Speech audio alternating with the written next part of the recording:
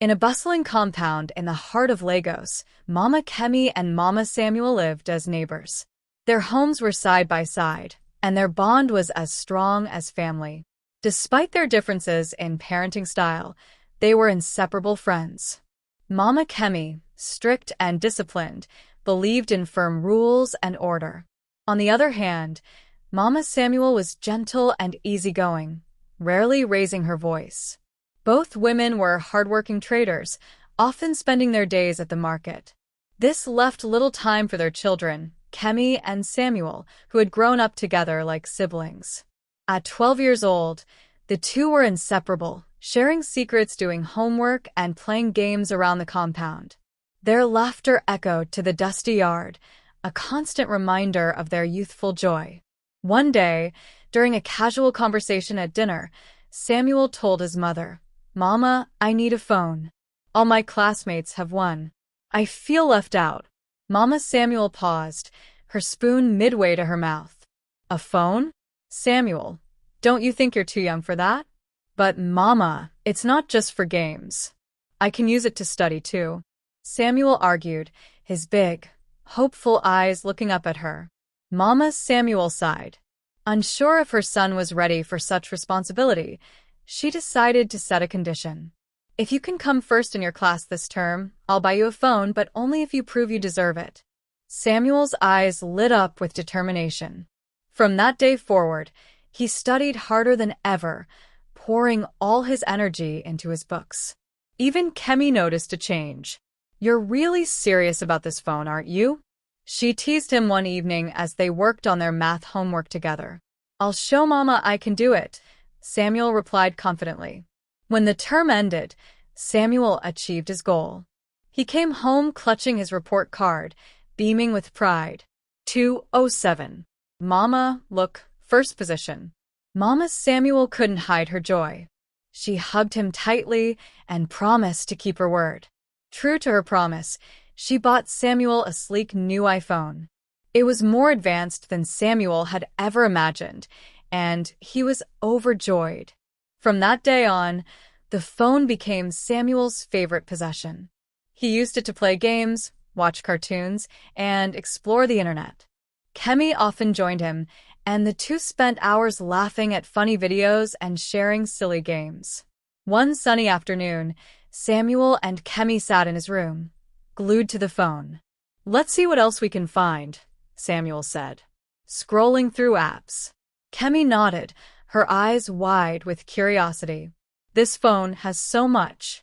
Their innocent exploration marked the beginning of something neither of them could have predicted, a journey that would test their friendship and their innocence. One quiet afternoon, while Mama Kemi and Mama Samuel were away at the market, Samuel and Kemi sat in Samuel's room, as they often did. Samuel was busy scrolling through his phone, navigating various apps and videos, while Kemi watched over his shoulder. Suddenly, Samuel paused. "What's this?" he asked, clicking on an unfamiliar icon. The screen lit up with a collection of videos. The thumbnails were unusual, unlike the cartoons and games they usually enjoyed. Samuel tapped on one out of curiosity, and the video began to play. It showed something strange, adults behaving in ways the children didn't understand. Samuel and Kemi stared at the screen, their faces a mix of confusion and curiosity. "What are they doing?" Kemi whispered, her voice barely audible. Samuel hesitated, his brows furrowed. "I think it's something adults do. I've heard older boys at school talk about things like this." Kemi's face flushed. "Should we be watching this? It feels wrong." Samuel shrugged, unable to tear his eyes away. "It's just a video. It's not like we're doing anything bad." But deep down, both children felt uneasy. The video ended, but instead of closing the app, Samuel clicked on another one. As the minutes passed, their uneasiness turned into fascination. They didn't fully understand what they were watching, but the mystery of it drew them in. "Let's not tell anyone about this," Samuel said finally, his voice firm. "It's our secret." Kemi nodded, though a part of her wanted to tell her mother. She knew, however, that Mama Kemi wouldn't take it lightly.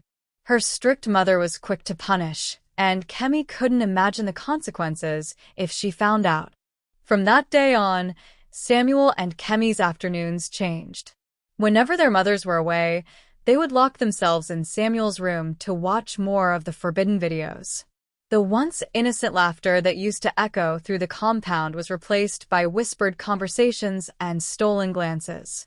Days turned into weeks, and the secret began to affect their friendship. They no longer played outside or did their homework together like they used to. Instead, their bond revolved around the hidden world they had discovered. One day, Kemi turned to Samuel as they sat in his room. "Do you think it's bad that we're watching these videos?" she asked, her voice trembling. Samuel looked uncomfortable. "It's just videos, Kemi. It's not like we're doing anything wrong, but what if Mama finds out?" Samuel's expression hardened. "She won't.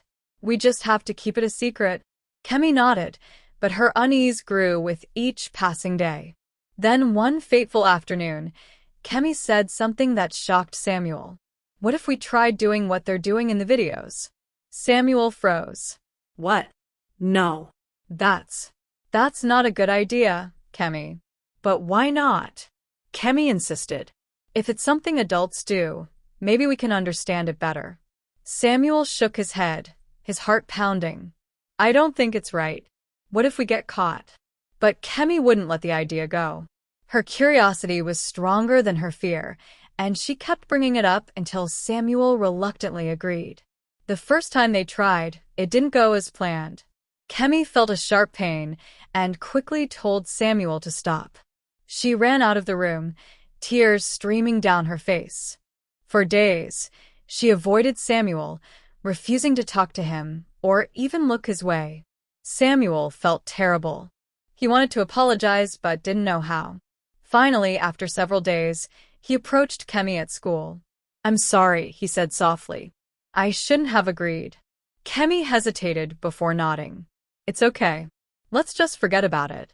Their friendship slowly returned to normal, but things were never quite the same. And then one random day, Kemi surprised Samuel again. "I think we should try it again," she said bluntly. Samuel stared at her in disbelief. "What?" "Kemi, no. The last time." "I want to." Kemi interrupted. "This time will be different. Please, Samuel, don't disappoint me." Samuel's heart sank. He didn't want to say yes, but he couldn't bear the thought of upsetting Kemi. Reluctantly, he agreed. One day after school, Samuel and Kemi decided to stay behind in an empty classroom. The school was quiet, and most of the students and teachers had gone home. Kemi looked at Samuel with determination in her eyes. "Are you sure about this?" Samuel whispered nervously, glancing around. Kemi nodded. "We'll be quick. No one will know." They slipped into the school toilet, hearts pounding with both fear and anticipation. Just as they were about to try what they had seen in the videos, the sound of footsteps echoed down the corridor. "Someone's coming," Samuel hissed, grabbing Kemi's arm. Panic set in as the footsteps grew louder. The children bolted out of the toilet, running in different directions. It was the school security guard making his routine rounds. Fortunately, he didn't see them, but the close call left them shaken. When they got home that evening, both Mama Kemi and Mama Samuel were still at work, alone in the compound. Kemi turned to Samuel and said, "We have to try again."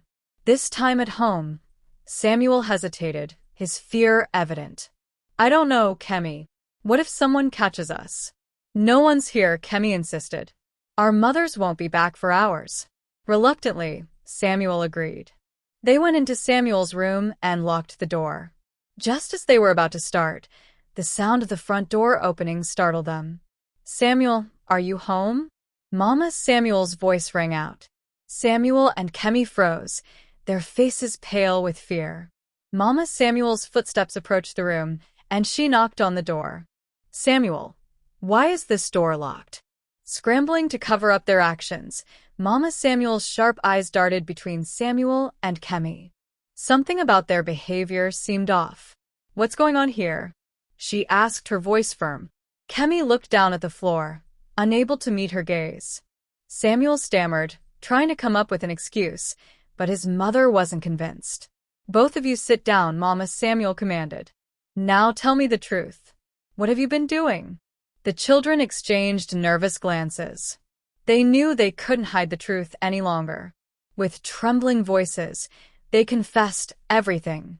The videos, their curiosity, and their attempts to mimic what they had seen. Mama Samuel listened in stunned silence, her heart sinking with every word. She felt a wave of guilt wash over her. How had she missed this?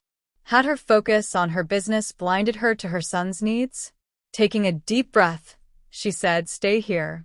I need to talk to Mama Kemi." Mama Samuel walked across the compound to Kemi's house and told her everything. Mama Kemi's face turned pale with shock. She stood up abruptly, pacing the room. "This is all Kemi's fault," she snapped. "She's the one leading Samuel astray." Mama Samuel shook her head firmly. "No, it's not just Kemi.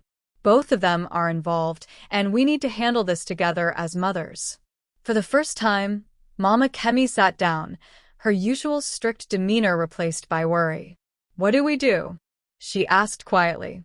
"We need to talk to them, and more importantly, we need to get them help," Mama Samuel replied. "Therapy, counseling, whatever it takes to guide them back to the right path." The two mothers returned to Samuel's house and had a long talk with the children. They explained the dangers of the content they had been watching and why their actions were harmful. Though their words were gentle, the children could feel the weight of their disappointment. After that day, things changed in the compound. Mama Kemi became more attentive to Kemi, softening her strict ways to create a more open and trusting relationship. Mama Samuel, on the other hand, made an effort to spend more time with Samuel, realizing that her leniency had left him without proper guidance. Eventually, both families agreed to seek professional help for the children. Therapy sessions helped Samuel and Kemi understand the consequences of their actions and the importance of making better choices. Despite the efforts to mend the situation, the bond between the two families was never the same. Mama Kemi decided to relocate to another state, hoping to give Kemi a fresh start away from the memories of what had happened. As the moving truck pulled away, Samuel watched from the compound, feeling a mix of sadness and relief. He had learned a hard lesson, one that would stay with him for the rest of his life. Moral of the story: it's important for parents to spend time with their kids. Talk to them about safe and responsible phone use, and teach them about the dangers of certain content. Phones are tools that can help children learn and communicate, but they should be given only when a child is mature enough to handle them responsibly. Drop your opinion on the comment. At what age do you think parents should buy a phone for their children?